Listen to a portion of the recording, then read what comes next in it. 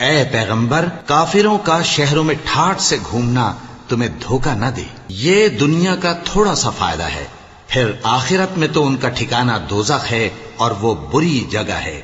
लेकिन जो लोग अपने परवरदिगार से डरते रहे उनके लिए बाग हैं जिनके नीचे नहरें बह रही हैं और वो उनमें हमेशा रहेंगे। ये अल्लाह के हां से उनकी मेहमानी है और जो कुछ अल्लाह के हां है वो नेकूकारों के लिए बहुत अच्छा है।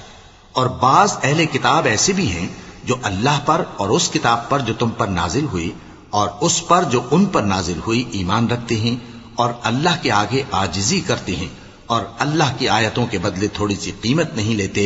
यही लोग हैं जिनका सिला उनके परवरदिगार के हां तैयार है और अल्लाह जल्द हिसाब लेने वाला है।